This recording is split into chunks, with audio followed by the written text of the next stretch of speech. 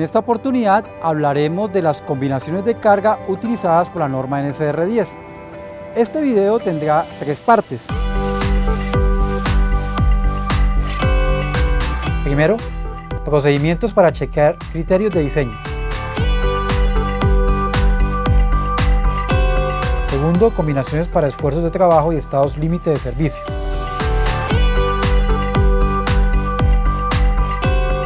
Tercero, combinaciones para estados límite de resistencia.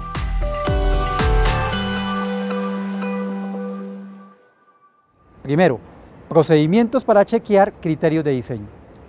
Un aspecto fundamental en el diseño estructural es garantizar niveles de seguridad y funcionalidad adecuados durante el uso de las estructuras. A lo largo de la historia, estos niveles se han chequeado usando los siguientes métodos de diseño. A.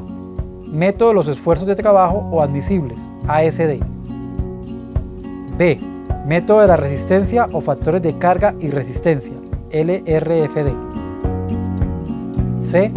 Método de los estados límite. A. Método de los esfuerzos de trabajo o admisibles, ASD. En el método de los esfuerzos de trabajo admisibles se calculan elásticamente los niveles de esfuerzo sigma utilizando cargas estimadas y se verifica que no excedan un valor de esfuerzo admisible sigma ab especificado para el material. Este esfuerzo admisible se calcula dividiendo la capacidad del material sigma material entre un factor de seguridad Fs, que usualmente oscila entre 1,5 y 3. Por ejemplo, la viga en voladizo mostrada está sometida a una carga muerta distribuida W sub D y a una carga viva puntual F sub L. Estas cargas producen un esfuerzo a tracción por flexión de 1.5 megapascales en la fibra superior.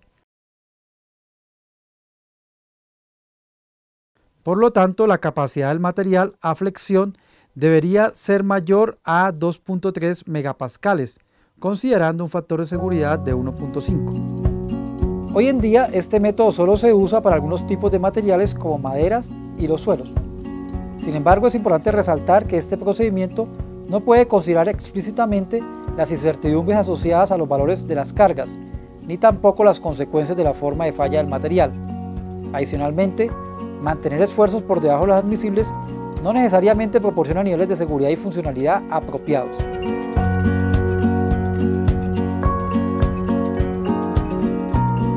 B. Método de la resistencia o factores de carga y resistencia, LRFD. En el método de la resistencia o factores de carga y resistencia, las cargas calculadas se amplifican por factores que cuantifican su incertidumbre. Por otro lado, la fuerza o momento resistente de los componentes se afecta por un factor de resistencia denominado Φ, usualmente menor o igual a 1. Entre otros aspectos, este factor tiene en cuenta incertidumbres asociadas al cálculo de la resistencia del material y las consecuencias de su forma de falla. En este método se calculan fuerzas internas, por ejemplo, el momento MU, producidas por las cargas mayoradas o amplificadas, y se verifica que no excedan los valores de fuerza o momento resistente, por ejemplo Mn, reducidos por el factor Φ. Para la viga en voladizo del ejemplo, la carga muerta se amplificaría por un factor de 1,2 y la carga viva por un factor de 1,6. Estas cargas amplificadas generarían un momento flector MU igual 21.75 kN y una fuerza cortante BU igual 22.6 kN. MU debería ser menor o igual a Φ sub B por la capacidad nominal a flexión Mn y BU debería ser menor o igual a Φ sub B por la capacidad nominal a cortante B sub N. En este caso se utilizará Φ igual 0.9 y 0.75 para flexión y cortante respectivamente. Esto implicaría que la sección de la viga debería tener una capacidad nominal Mn mayor a 24.2 kN y una capacidad nominal a cortante mayor o igual a 30.1 kN. C. Método de estados límite. El método de los estados límite no solo incluye los chequeos del método de la resistencia, el RFD, sino también chequeos que garantizan aspectos tan importantes como la funcionalidad, la constructibilidad, la tenacidad, etc. Un estado límite representa una condición más allá de la cual una estructura o uno de sus componentes deja de cumplir su función. Entre otros existen estados límite de resistencia que están asociados a la seguridad, estados límite de servicio relacionados con el funcionamiento de las estructuras y estados límite de fatiga y fractura concernientes a la tenacidad de los materiales. Este método de diseño es mucho más completo que los anteriores y es usado actualmente para el diseño de puentes y edificios de concreto y acero. En nuestro ejemplo, el diseño por este método implicaría que además de chequear que MU sea menor o igual que Φ sub B por MN y que BU sea menor o igual a Φ sub B por B sub N, se debería chequear que las deflexiones no superen algunos valores máximos establecidos en los códigos o que la capacidad de fatiga del material sea adecuada si la carga viva es dinámica. Segundo, combinaciones para esfuerzos de trabajo y estados límite de servicio. Las estructuras están sometidas a numerosas cargas, tales como cargas muertas, vivas, sismo, viento, etc. La sección B22 de la NSR 10 presenta las letras usadas para referirse a los diversos tipos de carga.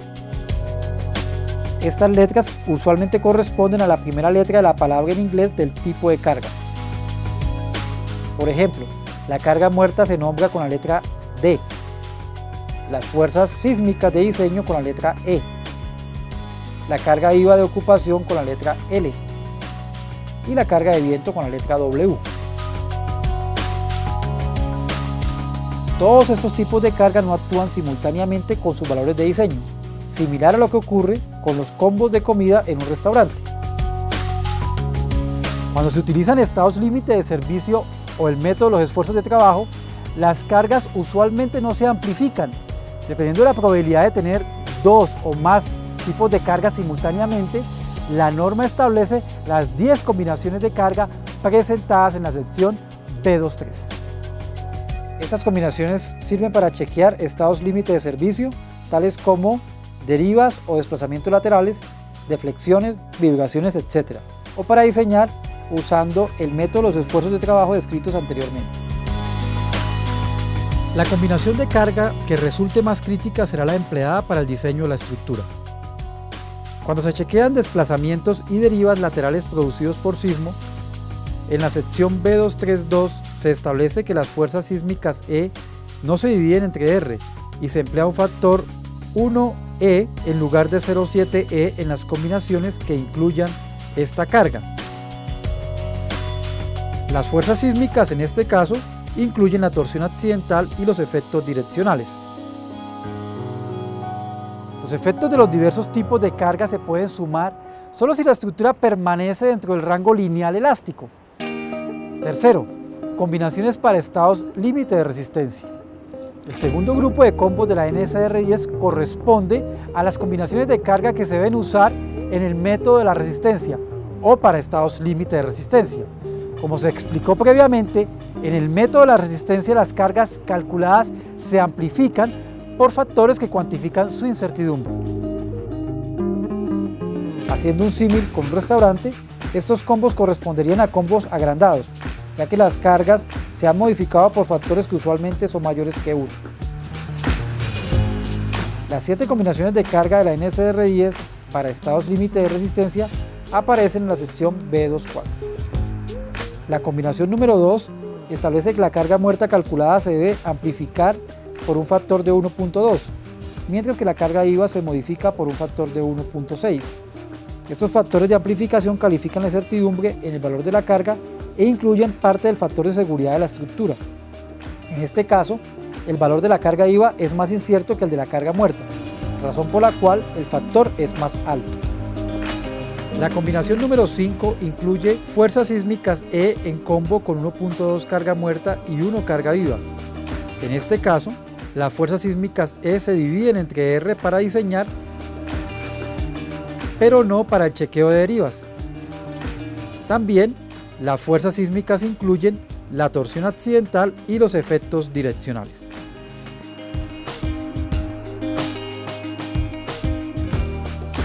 Las secciones B2423 hasta la B2426 hacen referencia a la forma de incorporar los efectos de impacto,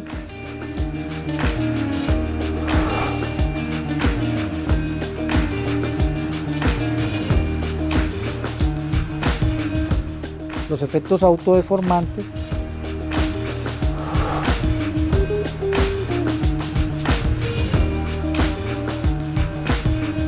las cargas de fluidos,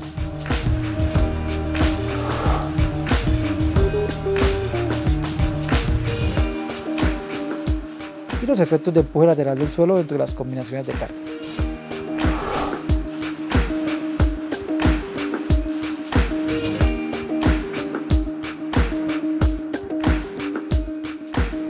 Con esto hemos concluido el tema de combinaciones de carga en sistemas estructurales.